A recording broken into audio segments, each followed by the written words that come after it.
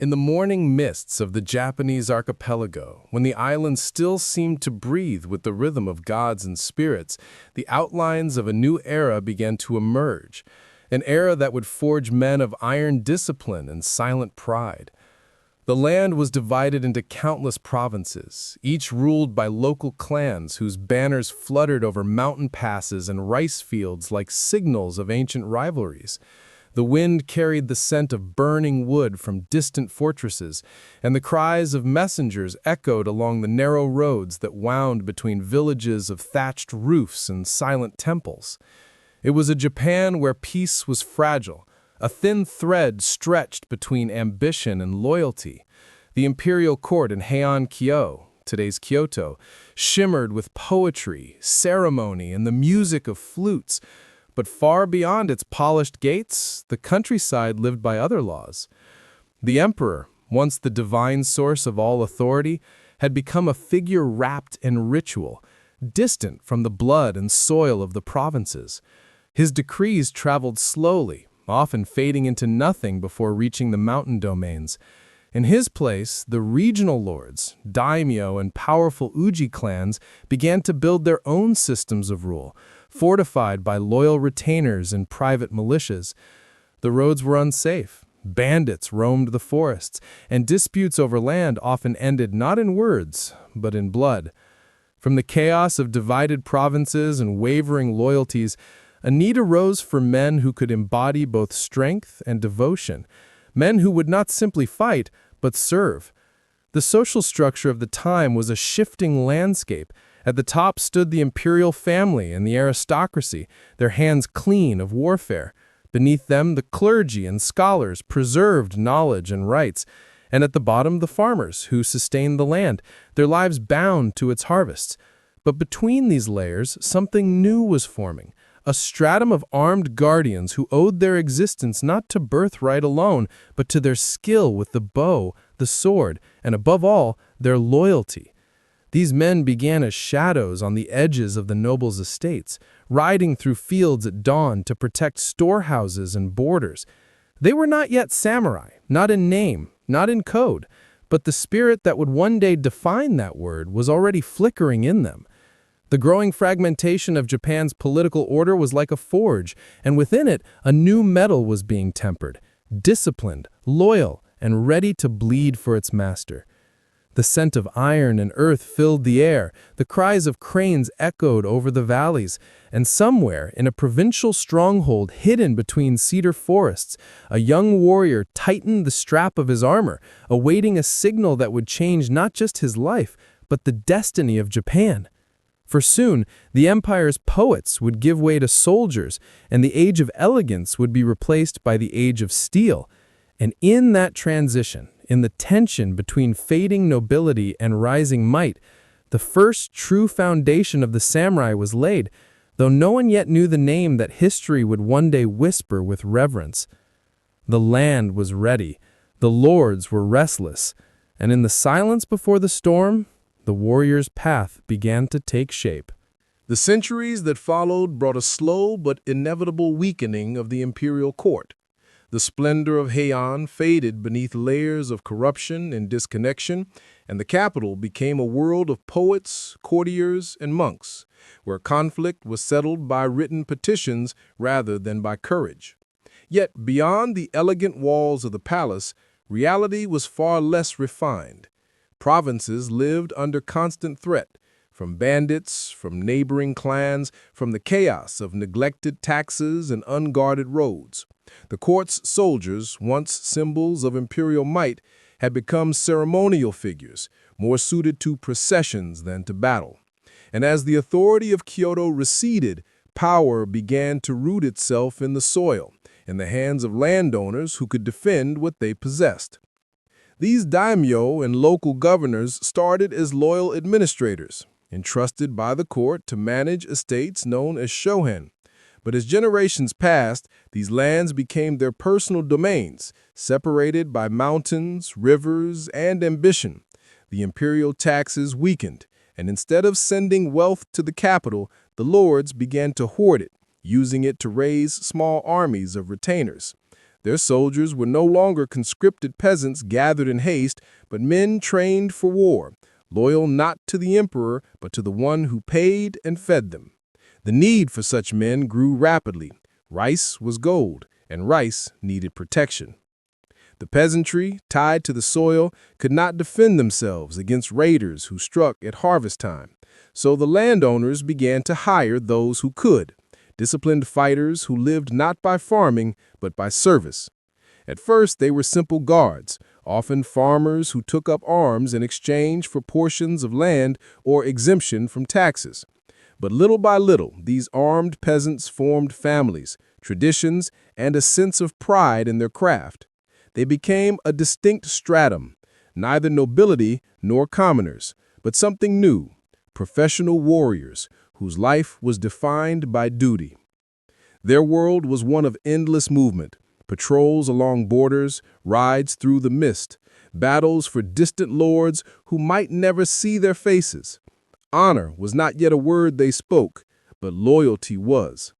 When a retainer fell, his son would take his place, inheriting not wealth, but obligation. Villages began to speak of them with both fear and respect. The clang of their armor became the sound of order in a time of chaos. This gradual transition from farmer to fighter, from servant to soldier, from local defender to hereditary retainer, shaped the foundation of what would soon be known as the warrior class. And with it came an understanding that the sword was not merely a weapon, but a tool of balance in a fragmented land. A man with a sword could preserve peace or destroy it, but he was always needed. In the smoky glow of village hearths, old men whispered of times when strength ruled above all, when alliances shifted like the wind, and when those who could not protect themselves were swept aside. A new moral order began to root itself, one not built on the decrees of Kyoto, but on personal loyalty and martial skill. It was no longer the court that defined right and wrong, but the Lord who held your oath. And in this moral reshaping of society, something irreversible occurred. The warrior was no longer a mere defender of another man's field. He became the living embodiment of discipline, endurance, and duty. His sword bound him to his lord, but it also set him apart from the rest of mankind. From the fading light of the capital to the rising power of the provinces, Japan's destiny shifted quietly, like a tide turning beneath the moon. The empire of poetry and elegance had given way to an age of discipline and blades. And in that silence between empire and anarchy, one word began to echo through the mountains, a word that would soon define them all. Long before the word samurai came to symbolize discipline and honor, it was merely a verb, saburao, meaning to serve. In the ancient language of the imperial court, it described those who stood beside nobles, attending to their needs, ready to obey without hesitation. They were servants, not warriors, guardians of doors, carriers of messages, quiet figures in the shadow of power. Yet within that single word, to serve, lay the seed of transformation that would one day define an entire class. For in Japan, where the harmony of order and loyalty was sacred, to serve faithfully was not submission, but strength. In the early centuries, those who saburao lived in the orbit of aristocrats, men of poetry and ceremony, who governed through refinement rather than might. But as the centuries darkened and the grip of the capital weakened, the meaning of service began to shift. To serve no longer meant to stand beside silk-robed courtiers. It meant to stand between a lord and his enemies. A servant's loyalty was measured not by obedience and etiquette, but by endurance on the battlefield. From that linguistic evolution, from a verb of attendance to a title of devotion, the saburai were born, later written as samurai. The transformation of this word mirrors the transformation of Japan itself. What had once been a land ruled by ink and brush became a realm shaped by iron and resolve. The men who once bowed in corridors now knelt before their lords in armor. their swords resting across their laps like symbols of both servitude and authority. To serve was to protect, and to protect was to rule by strength. Thus, service became synonymous with power. The samurai's world revolved around this paradox: to be the most feared warrior, yet remain utterly loyal; to hold the power of life and death, yet submit one's will entirely to another. The sword and the bow were tools, but the spirit of saburao was their core. It bound them in a code long before Bushido had a name, a code of presence, vigilance, and quiet endurance. In their silence, they carried the pride of knowing that to serve perfectly was to exist in harmony with the natural order of things. By the late Heian period, the word samurai began to appear in chronicles not as a mere servant, but as a title of dignity. Poets wrote of men who served under arms, and provincial lords began to surround themselves with loyal retainers who bore the name with growing pride. The samurai became the symbol of those who lived not for themselves, but for the will of their master, a concept that would later define Japanese ethics for centuries. The word carried layers of meaning: obedience, readiness, sacrifice, and the eternal watchfulness of one who guards something greater than himself. It was not simply a social label, but a reflection of an inner state. A man could be poor, even nameless, but if his heart beat with the rhythm of loyalty, he could still be called samurai. In that sense, the term transcended rank and wealth. It became a moral ideal. In the stillness of temples, monks recited sutras that spoke of duty and impermanence. In the echoing courtyards of fortresses, young men recited oaths of loyalty that mirrored those same teachings. To serve became a spiritual path, a fusion of war and wisdom.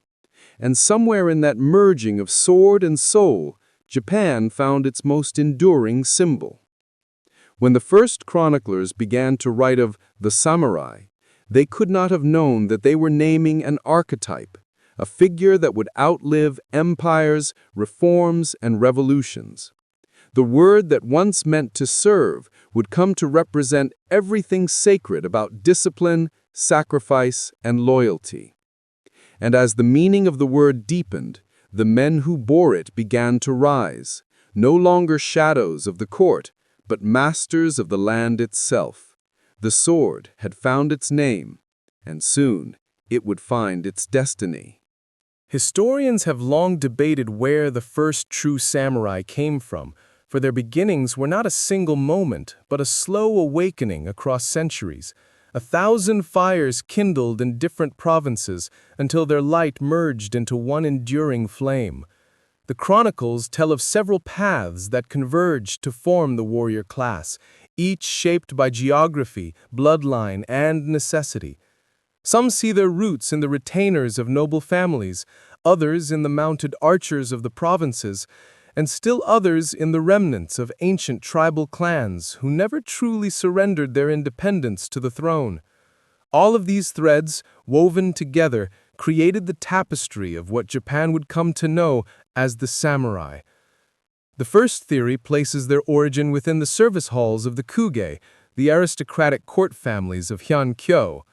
These nobles, though steeped in art and ceremony, required protection for their vast estates scattered far beyond the capital. They appointed guardians, saburai, to oversee lands, collect taxes, and ensure that no rival lord encroached upon their borders. Over time, these guardians developed their own authority, often passing their roles from father to son. While their masters in the capital grew softer with luxury, the provincial retainers hardened with experience. The court's fragile elegance could not withstand the edge of a sword, and so the servants of nobles slowly became masters of their own fate. The second theory tells of the buke, the provincial mounted warriors who lived by the bow and horse. These men were not born of courtly lineage, but of the earth, children of distant fields, raised beneath wide skies where disputes were settled by skill, not decree. They trained their sons to ride and shoot, to fight from the saddle in the endless feuds that marked Japan's rural provinces. The land itself shaped them, the steep hills, the narrow valleys, and the ever-shifting alliances that demanded vigilance and courage. In them, historians see the raw beginning of the samurai spirit, a life lived on horseback, bound by personal honor rather than imperial law. Yet a third theory looks even deeper, into the ancient past of Japan's tribal order, to the Yuji clans that once ruled before the rise of the imperial state. These clans, descendants of chieftains and warriors who had conquered and defended territories since the dawn of the islands, preserved a tradition of martial valor long after the court tried to replace it with ritual governance. The Taira, Minamoto, and other great houses trace their bloodlines back to these warrior tribes. It is said that even when they entered the court service, their hearts still beat to the rhythm of their ancestors' drums.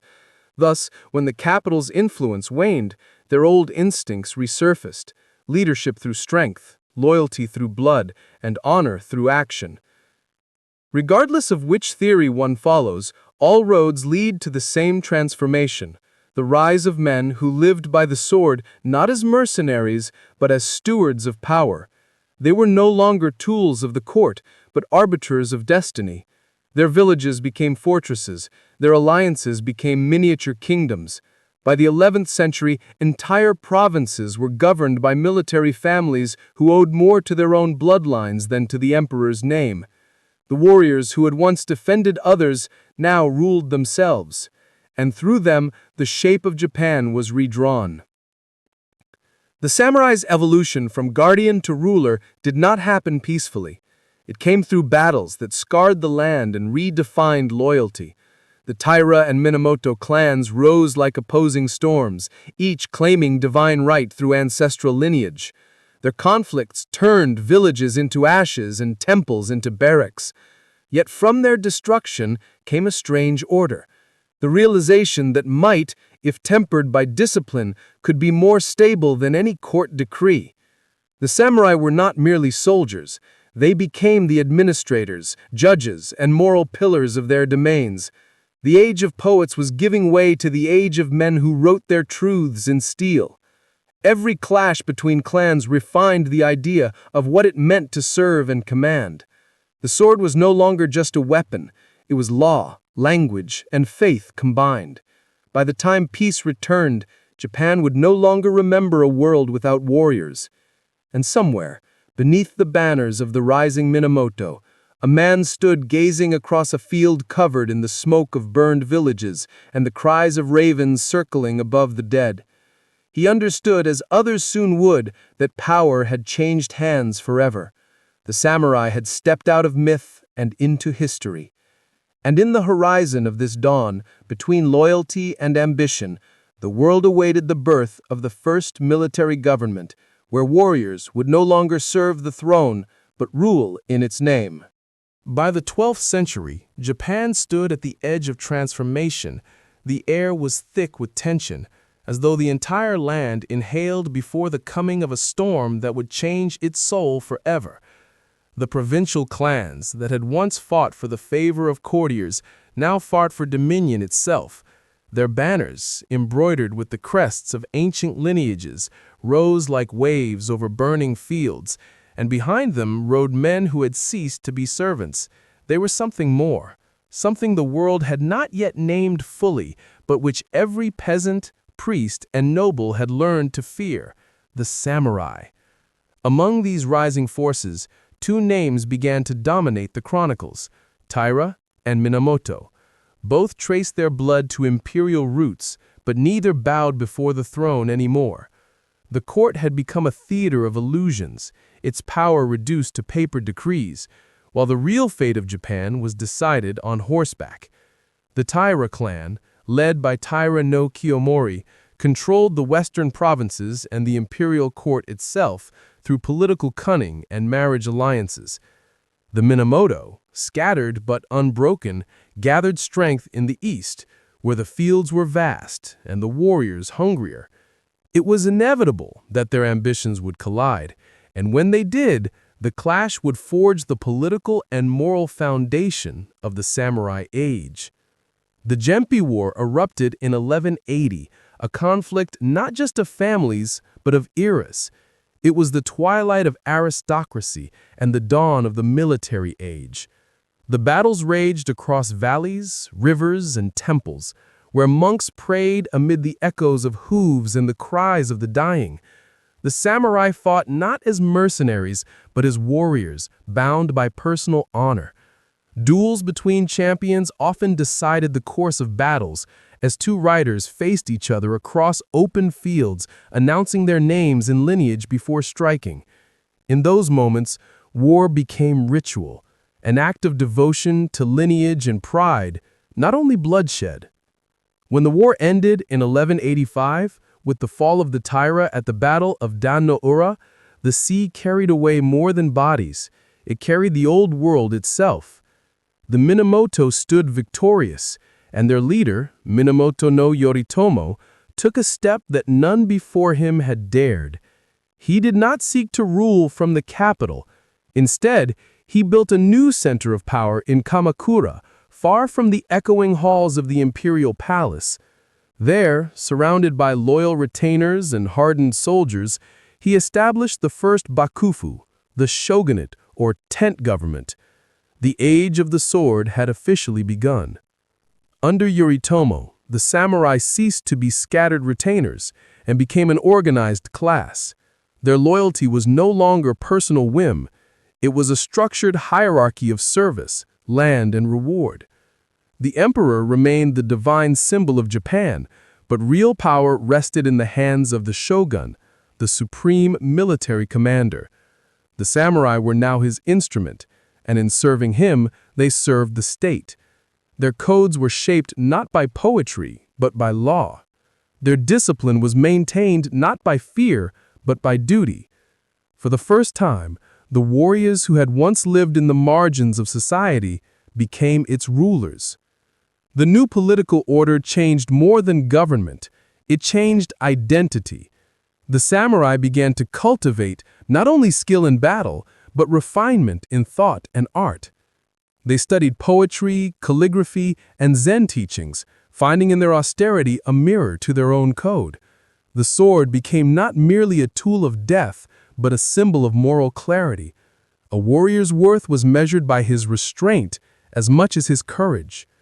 He learned to live close to death, yet in harmony with life, to serve without pride, and to die without regret. Temples of the time recorded the shift in simple phrases.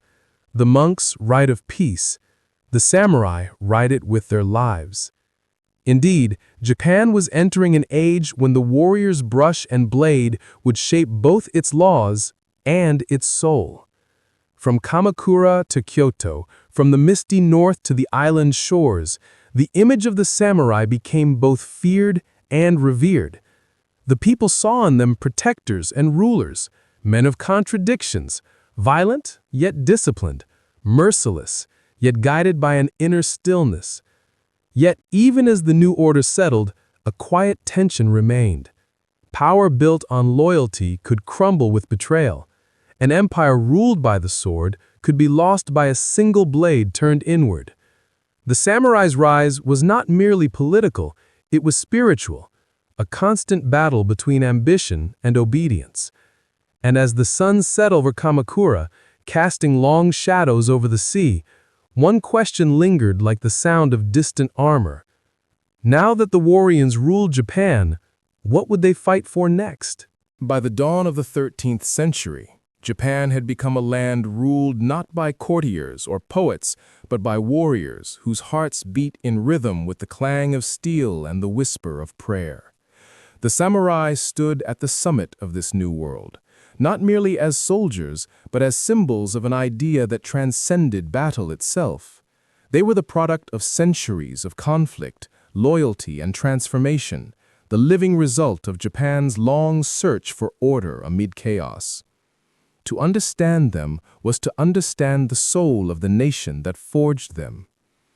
The rise of the samurai was not a coincidence of bloodlines or conquest, but the outcome of deep historical necessity.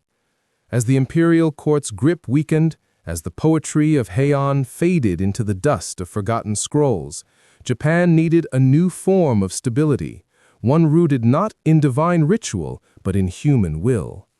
The samurai filled that void. They carried the weight of the nation's survival on their shoulders, standing between chaos and civilization. Their swords enforced law where words had lost power, and their discipline restored balance to a land long torn apart by ambition.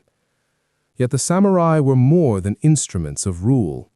Over generations, they transformed warfare into a philosophy, turning violence into a path of self-mastery. The sword, once a weapon of blood, became a mirror of the soul. Through it, they sought purity, precision, and inner peace. Zen monks found in them kindred spirits, men who confronted death daily and thus understood life more deeply than most. From that union of steel and spirit emerged Bushido, the way of the warrior, a code not written in any book, but carved into the hearts of men who lived by its principles: loyalty, honor, discipline, compassion, and readiness for death. Every gesture, every word, every breath of a samurai was measured against that invisible standard. A man's worth was not determined by wealth or ancestry, but by how steadfastly he served his duty. In that sense, the samurai transcended their origins as servants and became moral examples for all of Japan. They taught that power must be bound by principle, that courage without wisdom leads only to ruin, and that true service is not submission but harmony with the greater order. Their very existence reminded the nation that strength and humility are not opposites, but reflections of one another. But there was a price to this perfection. The life of a samurai was a constant balance between serenity and violence, between the clarity of meditation and the brutality of war. Beneath their polished armor and tranquil demeanor lay the quiet awareness that every moment could be their last. To live honorably was to die without fear. In that fragile balance between life and death, the samurai found meaning, not in conquest, but in the mastery of the self. As the centuries passed, the samurai would evolve again, from the warlords of Kamakura to the cultured retainers of the Tokugawa peace, and eventually into symbols of Japan's spirit itself. Even when their swords were taken from them, their ethos endured, carried an art, philosophy, and the quiet dignity of everyday life. The samurai ceased to be men and became ideals, embodiments of duty, patience, and grace. In the end, the story of the samurai is not merely about warriors or wars. It is about how a people, through centuries of strife, discovered that the greatest victory lies not in defeating others, but in mastering oneself. The samurai were born from the soil of conflict, yet they cultivated within that soil the flower of discipline and compassion. They proved that even in an age of swords, the true edge lies within the heart. And so, as the mists of time settle over Japan's mountains and temples, the image of the samurai remains, a lone figure standing in silence at dawn, his blade sheathed, his gaze fixed upon the horizon. Around him, the wind carries the echoes of 1,000 battles, yet within him there is only stillness. He does not speak, for his life has already said everything. For in his quiet endurance, in his service without pride and courage without hatred, he became what Japan itself aspired to be: strong yet serene, fierce yet noble, transient yet eternal.